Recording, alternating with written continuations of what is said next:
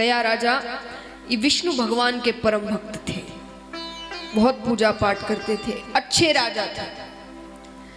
पर एक बार शिकार खेलने गए, हिरण के धोखे में मारा हुआ तीर जाकर एक ब्राह्मण को लग गया।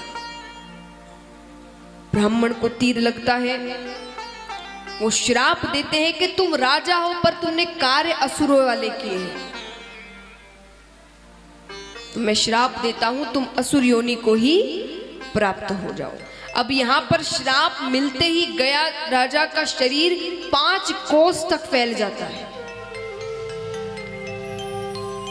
5 अब क्योंकि वे अच्छे थे, भक्त थे, उनकी बुद्धि भ्रष्ट नहीं हुई, तो राज्य जाने के अलावा वे वन की ओर चले गए, वहां तपस्या करने लगे। ब्रह्मा जी को प्रसन्न किया, प्रसन्न होते हैं वरदान मांगा कि मेरे दर्शन मात्र से जीव का कल्याण हो जाए। कैसा भी हो वो, महापापी हो, अगर उसने अंत समय में मेरे दर्शन कर लिए हो तो वो स्वर्ग लोक जाएगा। ब्रह्मा जी ने कहा तथास्तु, अपने राज्य वापस आते। अब पापियों की मौज थी, वो जिंदगी भर पाप करते, जो मन में आता वो करते, अंत समय में गयासुर के दर्शन करके स्वर्ग लोक चले जाते। अब यहां नरक लोक खाली होता गया, सारे स्वर्ग पहुंच रहे हैं। अब दूर दूर से जिन जिन को खबर मिल रही है वो भी गयासुर के पास पहुंच रहे अंत समय में। ठाकुर जी को सभी देवी देवता आते हैं ठाकुर जी के पास, कुछ तो करना होगा।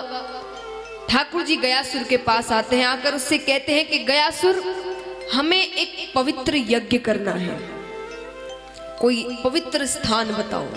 गयासुर ने कहा मुझसे ज्यादा पवित्र क्या हो सकता है, जिसके दर्शन मात्र से जीव का कल्याण हो जाए, मुझ पर यज्ञ करिए।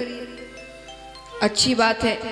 उनके वक्ष स्थल पर भारी हवन कुंड जो है यज्ञशाला वो रखी जाती है, मृत्यु नहीं होती।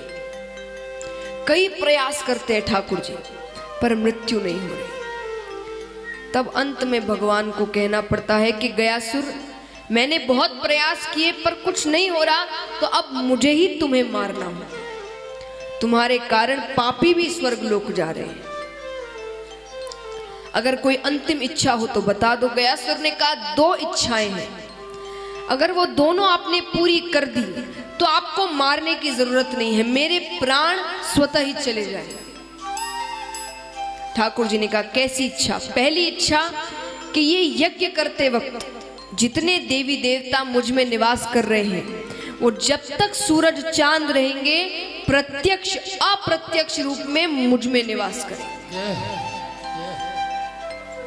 ठाकुर जी ने कहा अच्छी बात है। दूसरी इच्छा ऐसे तो श्राद्ध इत्यादि करने से मुक्ति मिल जाती है, लेकिन कोई अगर ना कर पाए, उसका समर्थ ना हो, तो मेरे स्थान पर खड़े रहकर अगर वो सच्चे मन से आपसे कह दे कि मेरे पितृेश्वरों को मुक्ति मिल जाए, तो आप उनके पितृेश्वरों को मुक्ति प्रदान करेंगे। बोलिए गया धाम की। इसीलिए गया जी की इतनी महिमा है, गया स्थान की इतनी महिमा है। उन्हें वरदान प्राप्त है कि अगर सच्चे मन से कोई वहां बस खड़े होकर कह दे कि मेरे पितृेश्वरों को मुक्ति मिल जाए, तो भगवान उन्हें मुक्ति प्रदान करते हैं और फिर वो अपना शरीर दान कर देते हैं कि मृत्यु हो जाती है। अब देखिए महाराज, गया जी ने ऐसे कोई बहुत महान कार्य नहीं किए जो उनका नाम हम श्रीमद् भागवत में ले रहे हैं, पर उन्होंने दान किया अपने शरीर का। उस दान के कारण आज उनका नाम श्रीमद् भागवत में लिया जा रहा है। दान का बहुत महत्व है।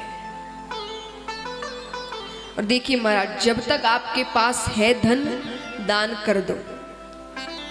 जब बच्चों के पास चला जाएगा तब हाथ पकड़ लेंगे, बस हो गया, चलो जितना करना था कर लिया। कहते ना, जड़ दिया ताला, बैठ गया रखवाला। सब्सक्राइब करें टोटल भक्ति को। अब हमारे वीडियोस को सबसे पहले देखने के लिए बेल आइकन को दबाना ना भूलें। इस वीडियो को लाइक और शेयर जरूर करें। आप हमारे चैनल को सब्सक्राइब भी कर सकते हैं।